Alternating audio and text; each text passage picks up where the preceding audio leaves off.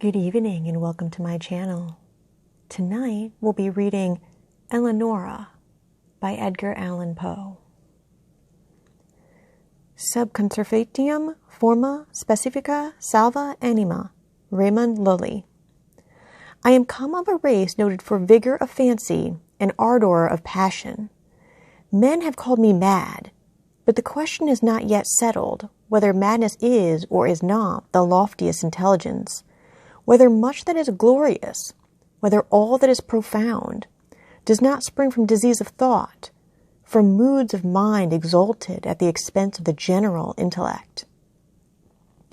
They who dream by day are cognizant of many things which escape those who dream only by night. In their gray visions, they obtain glimpses of eternity and thrill in awakening to find that they have been upon the verge of the great secret. In snatches, they learn something of the wisdom which is of good, and more of the mere knowledge which is of evil. They penetrate, however, rudderless or compassless into the vast ocean of the light ineffable, and again, like the adventures of the Nubian geographer, aggressi sunt mar tenebrarum quid ine esset exploraturi. We will say, then, that I am mad. I grant, at least, that there are two distinct conditions of my mental existence. The condition of a lucid reason, not to be disputed, and belonging to the memory of events forming the first epoch of my life, and a condition of shadow and doubt, appertaining to the present and to the recollection of what constitutes the second great era of my being. Therefore, what I shall tell of the earlier period, believe, and to what I may relate of the later time, give only such credit as may seem due, or doubt it altogether, or if doubt it ye cannot, then play unto its riddle the Oedipus. She whom I loved in youth, and of whom I now pen calmly and distinctly these remembrances, was the sole daughter of the only sister of my mother, long departed. Eleanora was the name of my cousin. We had always dwelled together beneath a tropical sun in the valley of the many-colored grass. No unguided footsteps ever came upon that vale, for it lay away up among a range of giant hills that hung beetling around about it, shutting out the sunlight from its sweetest recesses. No path was trodden in its vicinity, and to reach our happy home there was need of putting back with force the foliage of many thousands of forest trees, and of crushing to death the glories of many millions of fragrant flowers. Thus it was that we lived all alone, knowing nothing of the world without the valley, I and my cousin and her mother. From the dim regions beyond the mountains at the upper end of our encircled domain, there crept out a narrow and deep river, brighter than all save the eyes of Eleanora. And winding stealthily about in mazy courses, it passed away at length through a shadowy gorge, among hills still dimmer than those whence it had issued. We called it the River of Silence, for there seemed to be a hushing influence in its flow. No murmur arose from its bed, and so gently it wandered along that the pearly pebbles upon which we loved to gaze, far down within its bosom, stirred not at all, but lay in a motionless content, each in its own old station, shining on gloriously forever. The margin of the river, and of the many dazzling rivulets that glided through devious ways into its channel, as well as the spaces that extended from the margins away down into the depths of the streams until they reached the bed of pebbles at the bottom, these spots, not less than the whole surface of the valley, from the river to the mountains that girdled it in, were carpeted all by a soft green grass, thick, short, perfectly even, and vanilla perfumed, but so bespeckled throughout with the yellow buttercup, the white daisy, the purple violet, and the ruby red asphodel that its exceeding beauty spoke to our hearts in loud tones of the love and of the glory of God. And here and there, in groves about this grass, like wildernesses of dreams, sprang up fantastic trees, whose tall, slender stems stood not upright, but slanted gracefully toward the light that peered at noonday into the center of the valley. Their mark was speckled with the vivid, alternate splendor of ebony and silver, and was smoother than all save the cheeks of Eleanora, so that but for the brilliant green of the huge leaves that spread from their summits in long, tremulous lines, dallying with the zephyrs, one might have fancied them giant serpents of Syria, doing homage to their sovereign, the sun. Hand in hand about this valley, for 15 years roamed I with Eleanora, before love entered within our hearts. It was one evening at the close of the 3rd lustrum of her life, and of the 4th of my own, that we sat, locked in each other's embrace, beneath the serpent-like trees, and looked down within the water of the river of silence at our images therein. We spoke no words during the rest of that sweet day, and our words even upon the morrow were tremulous and few. We had drawn the god Eros from that wave, and now we felt that he had enkindled within us the fiery souls of our forefathers.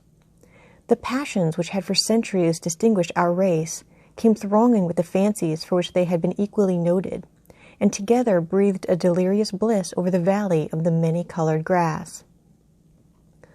A change fell upon all things. Strange, brilliant flowers, star-shaped, burn out upon the trees where no flowers had been known before. The tints of the green carpet deepened, and when one by one the white daisies shrank away, there sprang up in place of them 10 by 10 of the ruby-red asphodel. And life arose in our paths, for the tall flamingo, hitherto unseen, with all gay, glowing birds, flaunted his scarlet plumage before us. The golden and silver fish haunted the river, out of the bosom of which issued little by little a murmur that swelled at length into a lulling melody more divine than that of the harp of Alos, sweeter than all save the voice of Eleanora. And now, too, a voluminous cloud, which we had long watched in the regions of Hesper, floated out thence, all gorgeous in crimson and gold, and settling in peace above us sank day by day, lower and lower, until its edges rested upon the tops of the mountains, turning all their dimness into magnificence, and shutting us up, as if forever, within a magic prison house of grandeur and of glory. The loveliness of Eleanora was that of the seraphim, but she was a maiden artless and innocent as the brief life she had led among the flowers. No guile disguised the fervor of love which animated her heart, and she examined with me its inmost recesses as we walked together in the valley of the many-colored grass, and discoursed of the mighty changes which had lately taken place therein. At length, having spoken one day in tears of the last sad change which must befall humanity, she thenceforward dwelt only upon this one sorrowful theme, interweaving into all our converse, as in the songs of the bard of Sciras, the same images are found occurring again and again, in every impressive variation of phrase. She had seen that the finger of death was upon her bosom, that, like the ephemeron, she had been made perfect in loveliness only to die. But the terrors of the grave to her lay solely in a consideration which she revealed to me one evening at twilight by the banks of the river of silence. She grieved to think that, having entombed her in the valley of the many-colored grass, I would quit forever its happy recesses, transferring the love which now was so passionately her own to some maiden of the outer and everyday world. And then and there I threw myself hurriedly at the feet of Eleanora, and offered up a vow to herself and to heaven that I would never bind myself in marriage to any daughter of earth, that I would in no manner prove recreant to her dear memory, or to the memory of the devout affection with which she had blessed me. And I called the mighty ruler of the universe to witness the pious solemnity of my vow. And the curse which I invoked of him and of her, a saint in Elysium, should I prove traitors to that promise, involved a penalty the exceeding great horror of which will not permit me to make record of it here.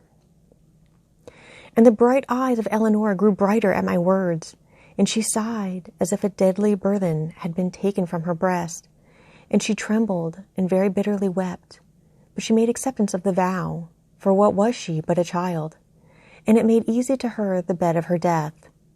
And she said to me, not many days afterward, tranquilly dying, that because of what I had done for the comfort of her spirit, she would watch over me in that spirit when departed, and if so it were permitted, her return to me visibly in the watches of the night.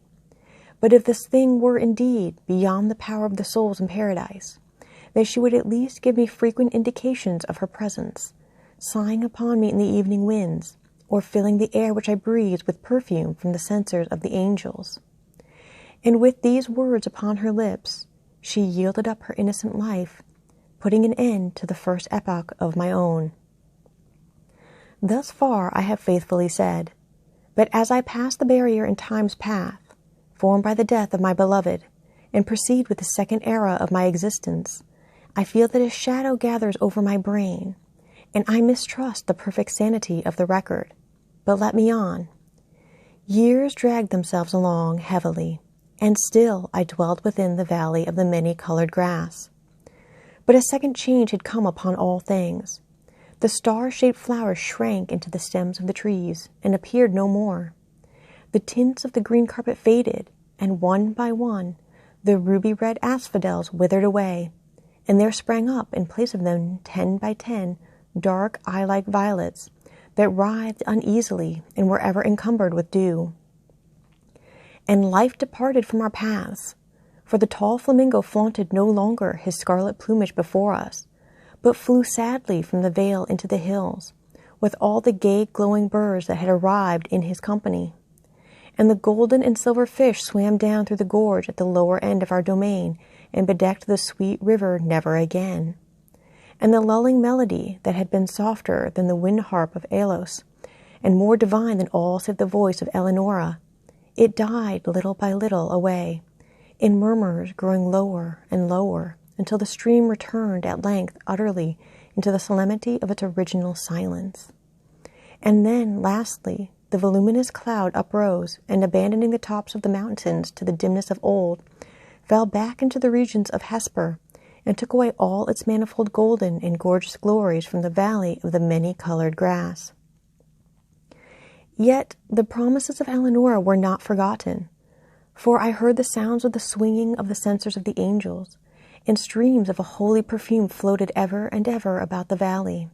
And at lone hours, when my heart beat heavily, the winds that bathed my brow came unto me laden with soft sighs, and indistinct murmurs filled often the night air, and once, oh, but once only, I was awakened from a slumber, like the slumber of death, by the pressing of spiritual lips upon my own.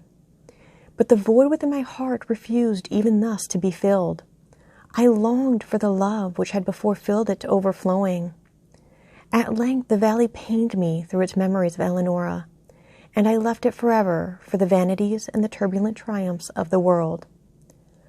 I found myself within a strange city, where all things might have served to blot from recollection the sweet dreams I had dreamed so long in the valley of the many-colored grass. The pomps and pageantries of a stately court, and the mad clangor of arms, and the radiant loveliness of women, bewildered and intoxicated my brain. But as yet my soul had proved true to its vows, and the indications of the presence of Eleanora were still given me in the silent hours of the night. Suddenly these manifestations, they ceased, and the world grew dark before mine eyes, and I stood aghast at the burning thoughts which possessed, at the terrible temptations which beset me.